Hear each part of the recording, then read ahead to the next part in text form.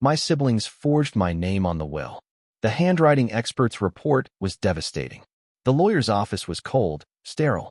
My brother, Weston, slid the document across the polished table with a smile that didn't reach his eyes. It's what she wanted, Cora. An even split between the three of us. Simple. I stared at the last page of my mother's will. There was my signature, clear as day. Or was it? My sister, Elise, reached over and patted my hand. We're all grieving, honey. But this is legal. Binding. Something in the curve of the C was wrong. Mom had taught me penmanship. She'd made me practice for hours. The tail of your C should be confident, Cora. Like a swan's neck. This one was weak. Shaky. I never signed this, I whispered. Weston's smile vanished. Don't be difficult. You were emotional after the funeral. You probably don't remember. But I remembered everything about that day. Especially the part where they handed me the papers and said they were just insurance documents. But that wasn't where it started. To understand how two siblings could betray their own flesh and blood over an inheritance, we have to rewind. You're probably wondering how it got this bad. Before we continue, hit that subscribe button and drop where you're watching from, because what comes next? You won't believe how justice turned the tables. Our mother, Eleanor, was a force of nature. She built the Willowbrook, a charming bed and breakfast in the Vermont countryside, from nothing. It wasn't just a business. It was a living thing, with her heart as its core. The smell of lemon polish and baking bread was the smell of my childhood. We were a trio. Weston, the eldest, was the business brain. Elise, the middle child, was the peacemaker. And me, Cora, the youngest, was Mom's shadow. I was the one who loved the Willowbrook soul. The creak of the floorboards, the stories in the guest books, the way the light fell through the stained glass window in the foyer. Mom always said, "This place will care for all of you, if you care for it." She promised it would be divided equally. No favorites, she'd say, pulling all three of us into a hug. But the cracks were there, if you knew where to look. Weston always eyed the property value more than the heritage. Elise agreed with whoever was standing closest to her. And I was just the dreamer who preferred arranging flowers to analyzing ledgers. He always said trust was the family's greatest asset. I didn't realize my siblings saw it as a liability. When Mom passed, it was peaceful. She was in her favorite rocking chair on the porch, looking out at the gardens. The grief was a physical weight. The reading of the will was a blur.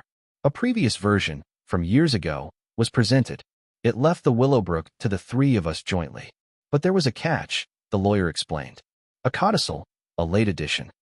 Mom had apparently decided that whoever was most involved in the day-to-day running of the inn should become the sole owner.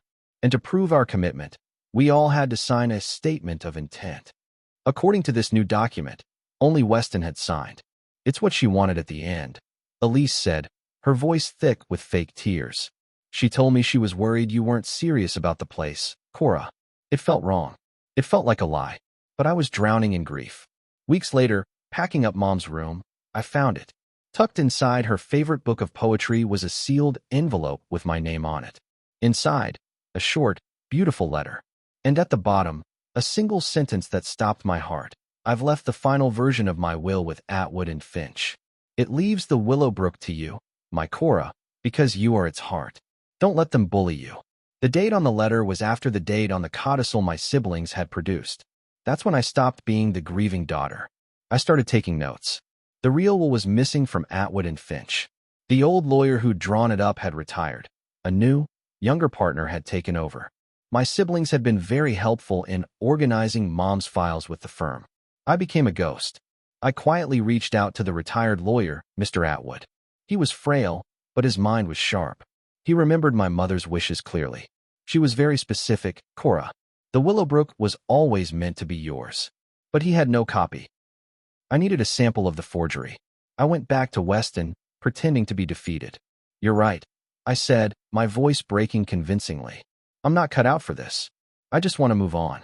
Can I have a copy of the will for my records? For closure. He bought it. He emailed me a scanned PDF. I spent nights comparing that scanned signature to every piece of my handwriting I could find. Old diaries, birthday cards, even my driver's license. The differences were tiny, but to me, they were canyons. The symbolic object? My mother's fountain pen, the one she'd given me for my 16th birthday. The forger had used a cheap ballpoint. I hired a lawyer, a quiet, fierce woman named Irene Vance. She was expensive, draining my savings. But she was worth it. We can challenge it, she said. But without the original will, it's their word against yours. We need to prove the signature is a forgery conclusively. She recommended a forensic document examiner, a man named Dr. Albright who was known for being utterly impartial and court-ready. The cost was staggering. I took out a loan against my car. I was all in. I gathered exemplars, dozens of verified samples of my handwriting from before my mother's death. I packaged them with the scanned signature from the will and sent them to Dr. Albright. The wait was agony. Then, the midpoint mini-twist. The one they never saw coming. Weston, flush with his perceived victory, decided to monetize the asset. He announced plans to sell the Willowbrook to a hotel chain that would tear it down and build a modern resort. He wasn't just stealing my inheritance. He was planning to murder my mother's legacy. He thought he was building his future. He didn't realize he was building the case for his own destruction. The email from Dr. Albright arrived. His report was 12 pages long, technical and dry. But the conclusion was a thunderclap. It is a virtual certainty that the questioned signature, Cora Evans, was not written by the author of the submitted exemplars. He listed the reasons. The pen pressure was inconsistent, the fluency was forced, and there was evidence of patching, little pen stops and restarts where a forger tries to mimic a difficult curve. Armed with this, Irene Vance filed a motion to set aside the probate of the fraudulent will. We didn't accuse them of anything publicly. Not yet. We just placed the evidence before the court. The phone call from Weston was explosive. How dare you? After everything we've done for you, you're tearing this family apart. I was calm. No, Weston. You and Elise did that when you forged my name. The court date is set. The power had flipped, and he could feel it. The mediation was held in the same lawyer's office where this had all begun. Same table, same cold atmosphere. But the roles had reversed. Weston and Elise arrived with their lawyer, blustering about defamation. Our lawyer, Irene, simply laid the handwriting expert's report on the table. The science doesn't lie, she said, her voice calm. The signature is a forgery. We have a pretrial witness list here. It includes Mr. Atwood, the original lawyer, and Dr. Albright. We are also prepared to subpoena the bank records of the individual who purchased the new will kit from the office supply store. The transaction was caught on CCTV. It was a bluff. We didn't have the CCTV. But Elise's face went sheet white. She looked at Weston, her eyes wide with panic. She was the weak link. I didn't want to do it, she blurted out. Weston said it was the only way. He said you'd run it into the ground. Weston stared at her, his mask of confidence shattering into a million pieces. I didn't raise my voice. I didn't need to. The truth, once released, did all the work for me. The poetic justice was perfect. The fraudulent will was thrown out. The previous, valid will was reinstated, leaving the Willowbrooks solely to me. But the fallout wasn't over. I didn't press criminal charges for forgery. That would have been messy, public, and would have forever tainted my mother's memory. Instead, I used the threat of them as leverage. Weston had already taken out a large loan against his share of the property to fund his lavish lifestyle.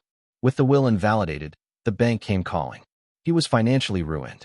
Elise's husband, horrified by her actions, filed for divorce. They were left with nothing but the consequences of their own greed. Weston showed up at the Willowbrook one last time.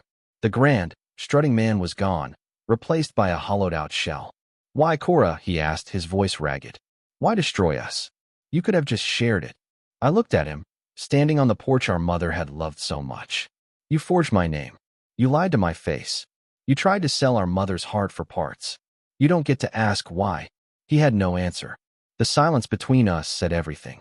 There was no apology, only a broken pride. There would be no forgiveness. Not now. Maybe not ever. Get off my property, Weston. He turned and walked away, and I knew I would never see him again. The Willowbrook is quieter now, but it's thriving. I run it the way Mom dreamed, with heart. I kept the old staff on, gave them raises.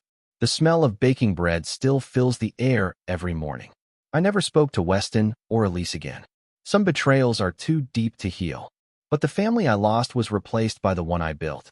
The guests who return year after year, the staff who have become friends.